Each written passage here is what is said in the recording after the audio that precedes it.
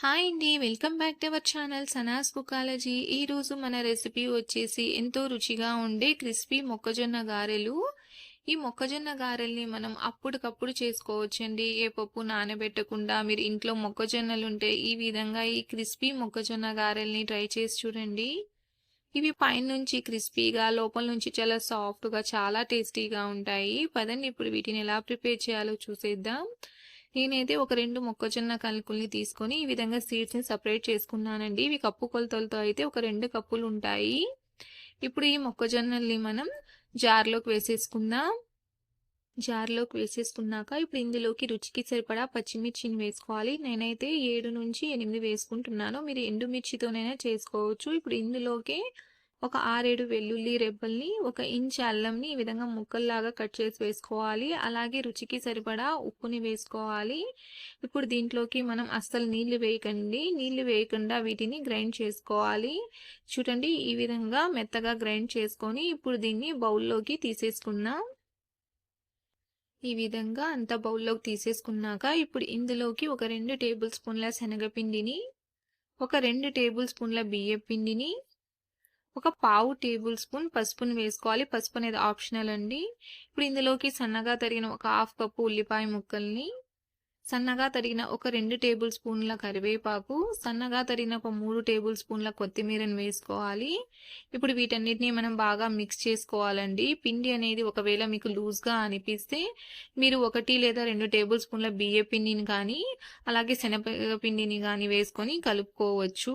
చూడండి పిండి అనేది ఈ కన్సిస్టెన్సీలో ఉండాలండి. ఈ విధంగా గారెల షేప్లోకి రావాలి. మీకు అలవాటు ఉంటే ఈ విధంగా చేత్తోనైనా గారెల్లాగా ఒత్తుకొని డైరెక్ట్గా ఆయిల్లో వేసుకోవచ్చు.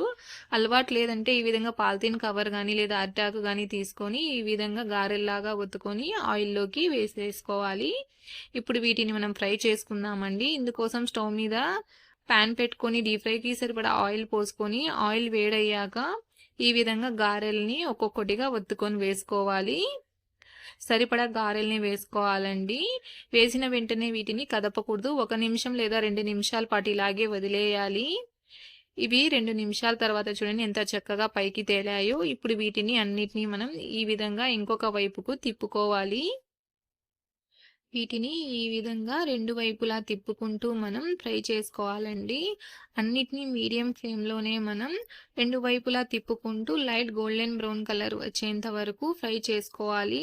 వీటిని హై ఫ్లేమ్‌లో వేయిస్తే ఇవి పైనుంచి కలర్ వచ్చేస్తాయి. లోపలనేది సరిగ్గా కుక్ అవ్వవండి. పిండి అనేది పచ్చిగానే ఉండిపోతుంది. కాబట్టి మీడియం ఫ్లేమ్‌లోనే వీటిని ఈ విధంగా లైట్ గోల్డెన్ బ్రౌన్ కలర్ వచ్చేంత వరకు ఫ్రై చేసుకోవాలి. చూడండి ఇవన్నీ లైట్ గోల్డెన్ బ్రౌన్ కలర్లోకి వచ్చేసాయి. ఇప్పుడు వీటిని మనం ఆయిల్లో నుంచి తీసేసుకుందాం.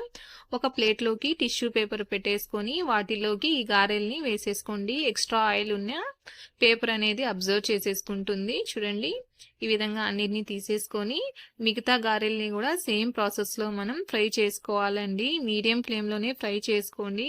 ఈ విధంగా 2 వైపులా టర్న్ చేసుకుంటూ లైట్ గోల్డెన్ బ్రౌన్ కలర్ వచ్చేంత వరకు ఫ్రై చేసుకోవాలి. చూడండి ఈ గారెలు కూడా అన్ని లైట్ గోల్డెన్ బ్రౌన్ కలర్లోకి వచ్చేసాయి. ఇప్పుడు వీటిని కూడా మనం ఆయిల్లో నుంచి తీసేసుకుందాం. అంతేనండి, అప్పటికప్పుడు ఎంతో టేస్టీగా క్రిస్పీగా ఉండే మన మొక్కజొన్న గారెలు అనేటివి రెడీ అయిపోయాయి. చూడండి 2 వైపుల నుంచి కూడా చక్కగా కాలాయి. అలాగే లోపల నుంచి కూడా చూడండి ఇవి చక్కగా కుక్ అయ్యాయండి.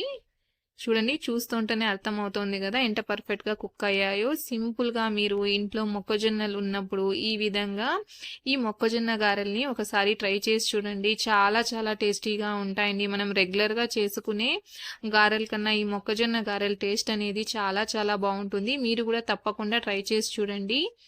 మీకు ఈ మొక్కజొన్న గారెల రెసిపీ ఎలా అనిపించిందో నాకు తప్పకుండా కామెంట్లో తెలియచేయండి. అదేవిధంగా వీడియో నచ్చినట్లయితే లైక్ చేయండి, షేర్ చేయండి.